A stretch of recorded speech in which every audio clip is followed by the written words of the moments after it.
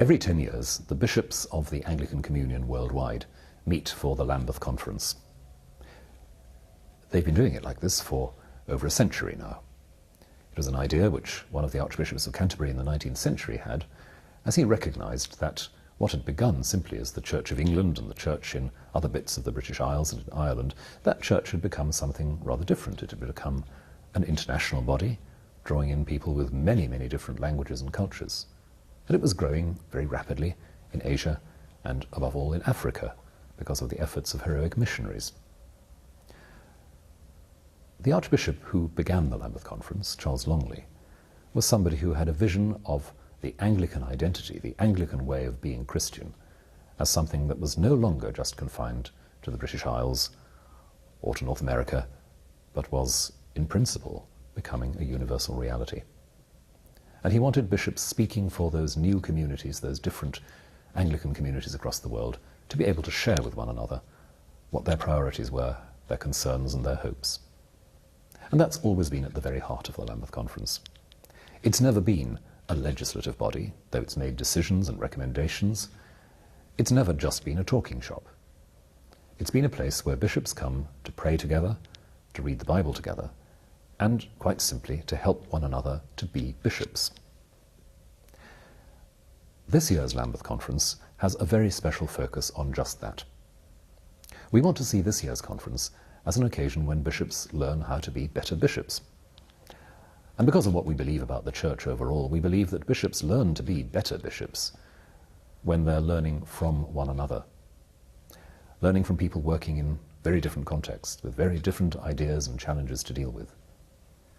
We've focused this year's planning on equipping bishops for their mission. That means that we've had to think quite seriously about the way we do our business this year. That's why we've created a number of different levels at which bishops will be able to meet. The small Bible study groups, where people will, we hope, feel safe enough to share some of the most intimate things about their faith and their situation. The middle-sized groups for discussion of larger issues. We've given these the African name of Indaba groups.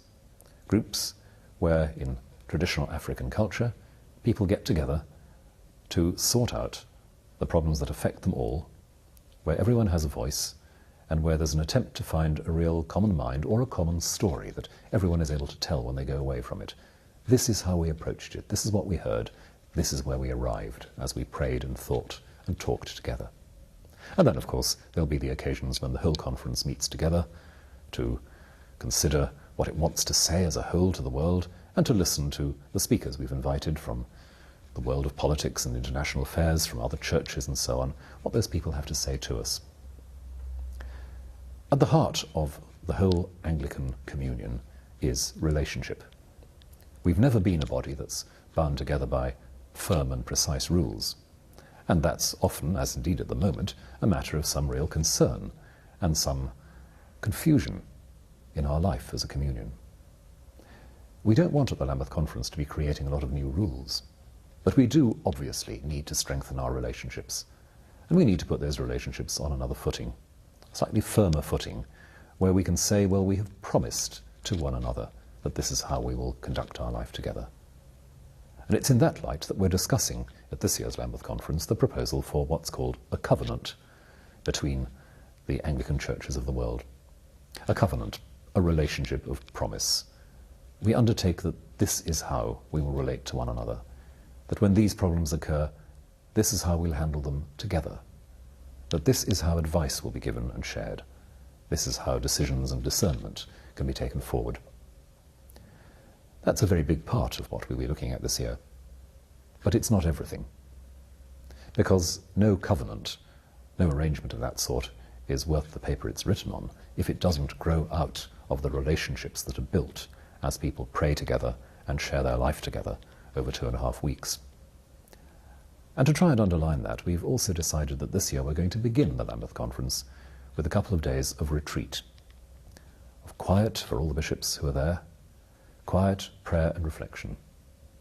There'll be addresses, there'll be a lot of open space and open time where people can just be alone with God, think deeply about what they want from the conference, and perhaps have the opportunity to talk quietly to one or two others about their hopes and fears.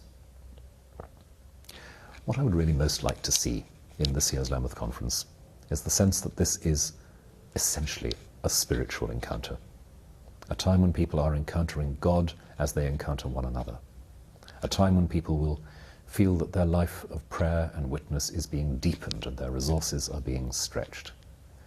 Not a time when we're besieged by problems that have to be solved, statements that have to be finalized, but a time when people actually sense that they're growing in their ministry. And for that to happen, once again, we're going to need the prayers and the support of so many people around the world.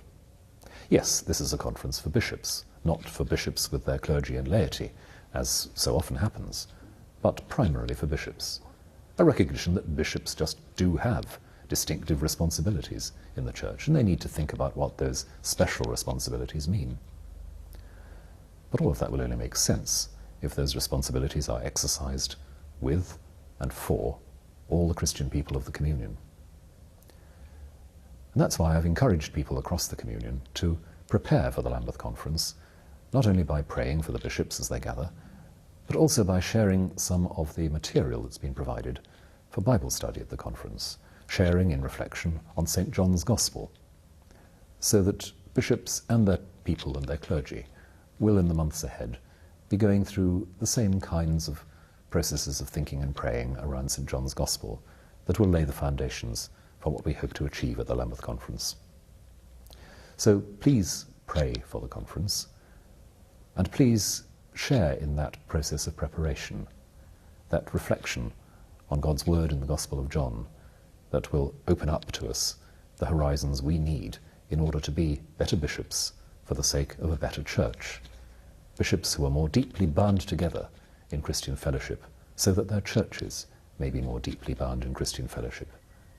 Churches that are bound deeper in fellowship so that they can witness more effectively, more convincingly, more transformingly in the world around.